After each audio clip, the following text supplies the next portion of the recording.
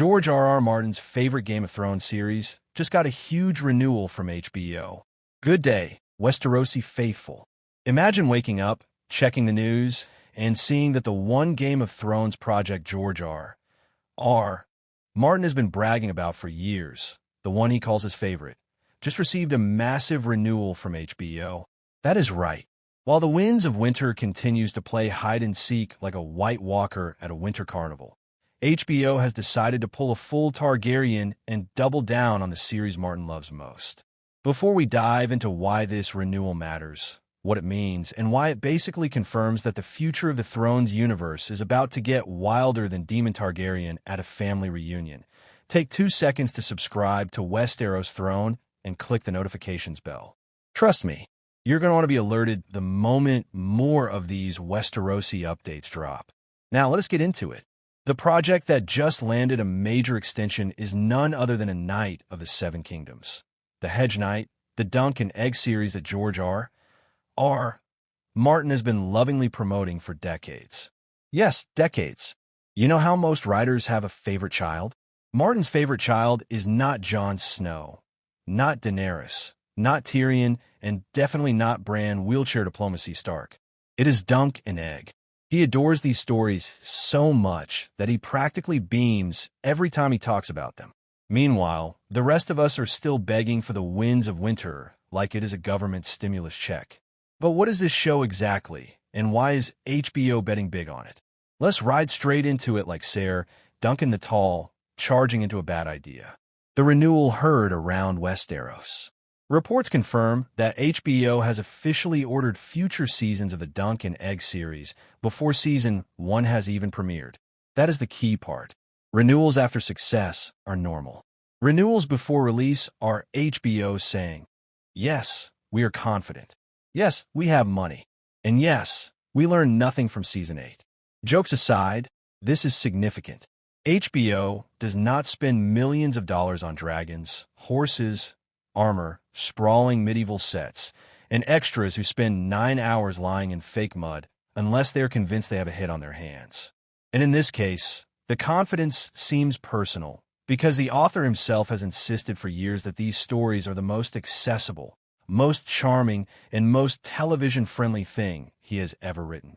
If A Song of Ice and Fire is a political labyrinth with dragons, Dunk and Egg is more like a heartfelt buddy adventure set in the same world, but with more humor, more humanity, and fewer teenagers eating poison at weddings. The renewal suggests that HBO sees this as their next long-term Westeros pillar. And honestly, it might just work. Transition. Speaking of things working, here is why Dunk and Egg is the perfect show for this moment in Game of Thrones history. Think about it. The fandom is split into factions right now. You have the ones still traumatized by Season 8. You have the House of the Dragon crowd who are here for Targaryen chaos. You have book readers who have aged 14 years waiting for a new chapter. And you have casuals who only remember the dragons and the Starbucks cup. Dunk and Egg is the one property that brings all these groups together. It is small scale enough to not feel overwhelming, but rich enough with lore to make hardcore fans foam at the mouth like a rabid direwolf. Plus, it is set roughly 100 years before Game of Thrones, during a sweet spot in Westerosi history. No Night King, no White Walkers breakdancing across the countryside, no red, wedding-level emotional terrorism. It is a simpler time, well, simple for Westeros. The kind of simple where someone can be executed for sneezing near a noble. But compared to Targaryens riding dragons into nuclear-level family therapy, yes, simpler. Now let us talk about the man himself, George R.R. Martin, and why this is the show he is happiest about. Martin has been clear for a long time. Dunk and Egg is his pride and joy. Whenever he discusses the Hedge Knight novellas, he sounds like a parent showing off a kindergarten finger painting that definitely does not look like a duck, but he loves it anyway. He describes Ser Duncan as the kind of knight the world should have. Humble, honorable, and decent. He is basically what would happen if Ned Stark and Brienne of Tarth had merged into one towering human tree.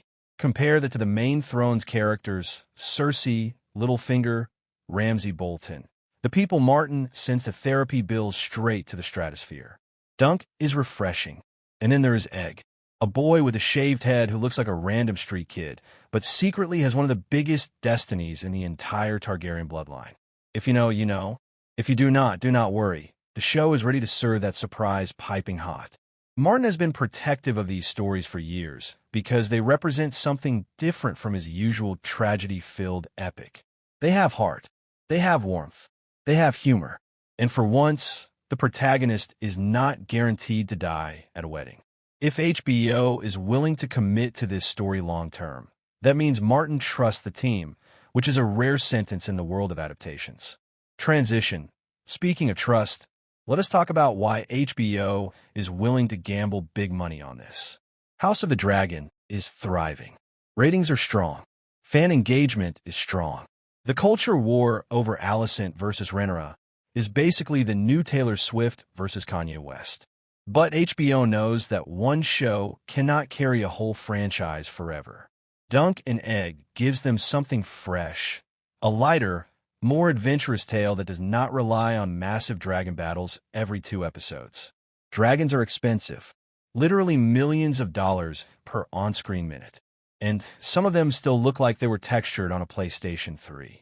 With Dunk and Egg, the tension comes from human stakes, duels, tournaments, hidden identities, family secrets, and the political undercurrents that eventually explode into the infamous Blackfire rebellions. It pulls the camera back so the audience can breathe between all the Dragon fire.